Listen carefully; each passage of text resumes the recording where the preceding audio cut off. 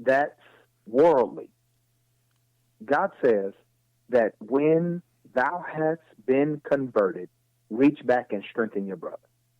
We have to care about each other, and that's not what we've been doing. No, we don't. We don't do that at all. Do you think, though, that would be a great catalyst to the change that United States or just the world needs to see if we just start that simple concept of caring about one another? Well, I think that love covers a multitude of faults and a multitude of things. That I may not like what you do to me, but if I love you, I can forgive you and we can move past it. I think that's the issue. The problem is a lot of people don't move. Yeah. I think the issue is that a lot of people stay where they are, even in the midst of negativity. And unfortunately, it becomes an issue. Oh, well, yeah. People get complacent, but they also get territorial. What that means is I'm going to guard my spot because I can't take it if somebody else takes my spot. I got to keep. And instead of understanding, it's enough spots for all of us to go. For everybody. Everybody get a spot. You get a spot. You get a spot. You get a spot. Right. I love my people. I am a black man and proud of it. Yes, sir. I've seen you before. I think you're black. I wouldn't want to be anything other than a black man. Yes, sir. Yes, However, the problem with our people is we are greedy. Greedy. We want to take it all. Like, for instance, if you hire somebody. Yes, sir. If somebody hires you, you're a carpenter. Somebody hires you to do your job, do a job for them. You'll charge them twice as much as another culture would charge somebody. That's being greedy. That is I'm not greedy. saying you do it for free, right? But come on, but you can't make it all. You can't make it all at one time, and then you're gonna make it all on the back of your brother or sister. It's just not. Very true, and I do have to say that because when I started the radio venture, right, starting in different areas and dealing with the black agenda and dealing with the different stations and all that, I ended up getting set back and having to start and do it myself anyway because they didn't value it like I did.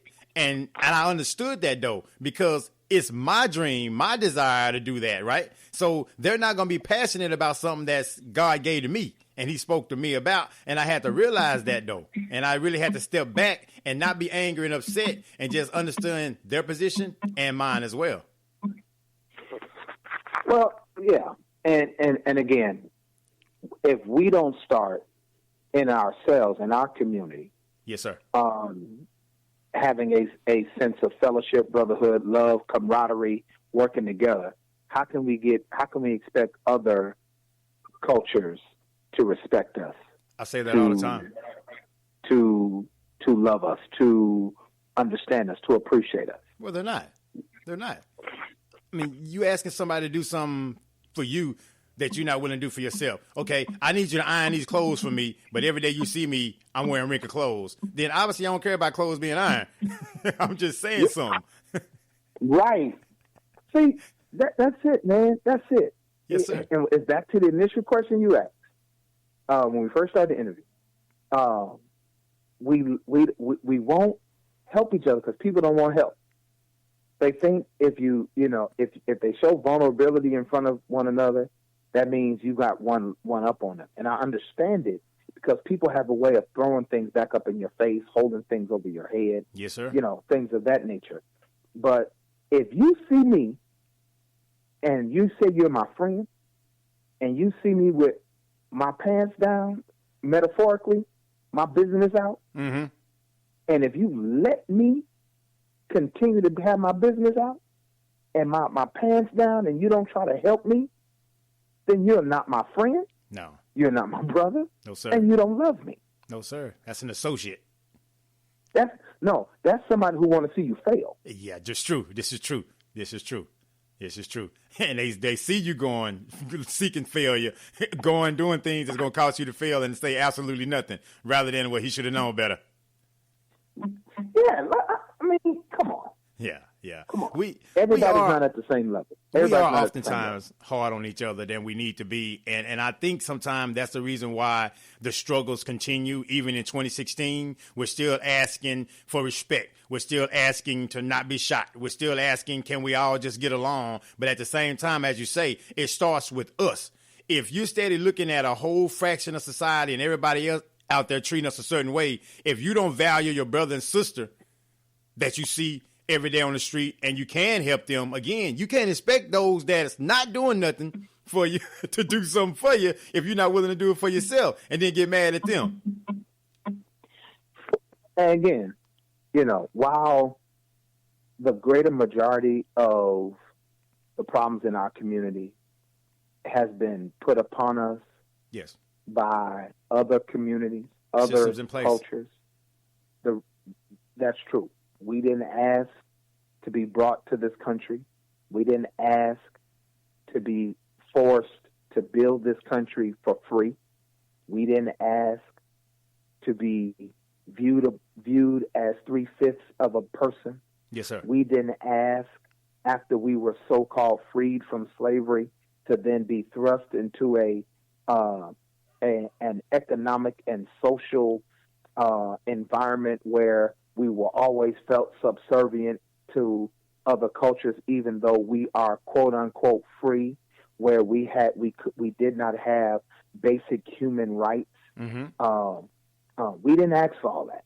No, we did and not. And even though we're no longer under slavery, we're no longer under Jim Crow, we're still far behind other cultures, and that's not a fault of our own. That was thrust on us. However, we perpetuate it and make it easy for other cultures to treat us the way we do, mm-hmm. because they look at how we treat one another. Man, you've been listening to my conversations, haven't you? I mean, I am pro-black. I will defend. Yes, sir. I'm not anti-white. I'm not anti-anything. I'm pro-black. Yeah, me too. I will defend my people because we've caught so much trouble. Yes, sir. And so much burden, so many burdens in these last almost 250 plus years. Number drama. We've caught it. However, we perpetuate it. When you stand on a corner with your pants down and you selling poison to your own community, you don't think they see that and say, see, why do we need to give them anything? Why do they need equal? They ain't going to do nothing but destroy it. Yeah, the perception. So you can't sit up there and ask for 40 acres and a mule if you're not going to take the 40 acres and a mule and plow your own field and raise your own family right and create your own wealth, your personal own responsibility. Wealth. See, the difference between us and other cultures, we want to get rich. Yes. We don't want to be wealthy. Yes, you're right. You're right. You're right. I see that all the time, man. In Houston, right? You go to an Asian restaurant, Asian people in there supporting their restaurant. Okay? You go to a Mexican restaurant, people in there, Hispanic people. You got different cultures, but they're supporting one another. Most of the people that work in there, Hispanics or whatever. So again, with us, when I say we got all these different cultures that treat us a negative way, right? With all the negativity we've been getting in all aspects, I think that should bring us closer together. But for some reason, we're not. And I just don't get that. Everybody else seems to come in and use this unity and become a viable force to be reckoned with. We use that unity and come together with negativity sometime. And I'm not blanking in it. I'm just saying that we got work to do, man. Again, it was thrust upon us. Yes, Give sir. you an example. When we were brought over from Africa as slaves, mm-hmm. They created an environment where we would fear the slave master. Indeed. But also, they created a subculture in our community, in the slave community, by separating us between house slaves and field slaves. Divide and conquer. So what that did was that created a natural disdain, a natural rivalry between the subcultures. Animosity. So house house slaves looked down on field slaves. I'm smarter than you. You're dumb. You're not good enough to be in the house. Field slaves had a negative reaction to and a look at house slaves because, oh, you think you're better than me because you're lighter and I'm darker. Yeah. Because master was in your mama's house more than he was in my mama's house. Mm-hmm. Now you think you're better than me.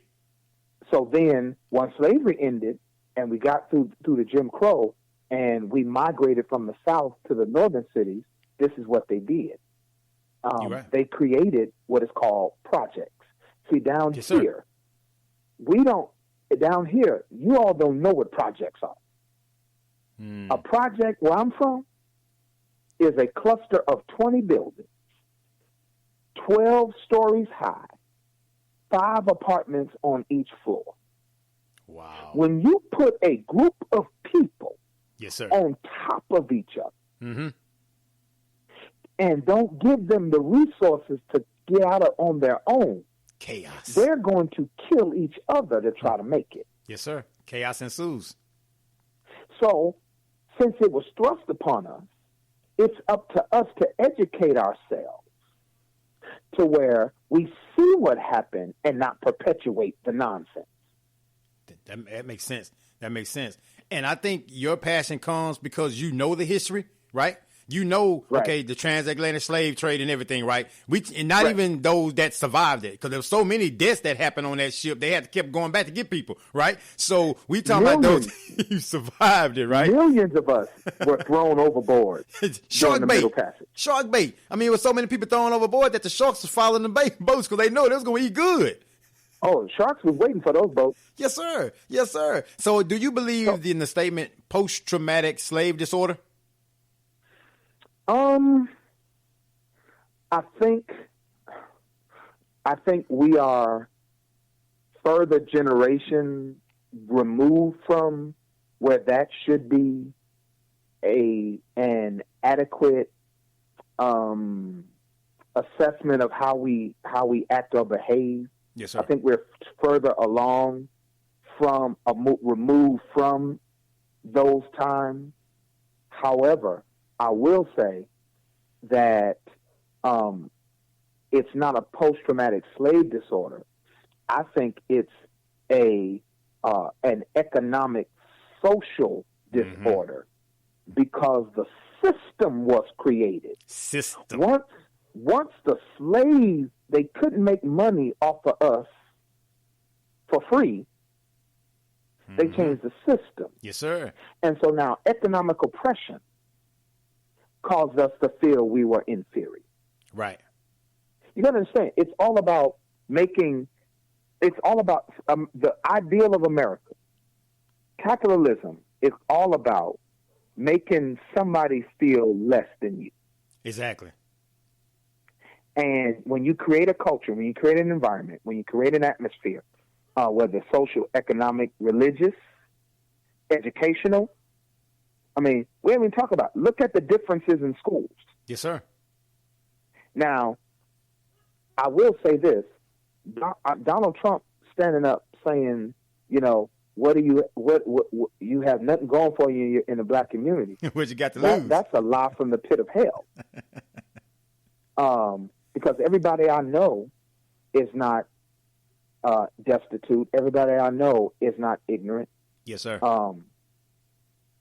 Economic oppression is not just for blacks; it's also for poor whites. There's a lot of poor whites out there. And Hispanics. That's why I don't understand how poor whites can vote for can support Donald Trump. Because none of his policies will affect them. Right. None of his economic policies. There's a whole the Republican Party, ever since the days of Reagan, came up with this grand idea: trickle down economics. You give tax breaks to the wealthy, and the money will trickle down. How that works so far? That was 1980 when Ronald Reagan became president. Right. 1980. Yeah. 36 years later. Yeah. There's nothing trickle down to me. Well, they said trickle, so that means it's going real slow. No. The trickle, it doesn't go down, it goes up. Yeah, you're right. So you got tricked about the trickle. Yeah, we got tricked. And that's why, anybody that understands, social economic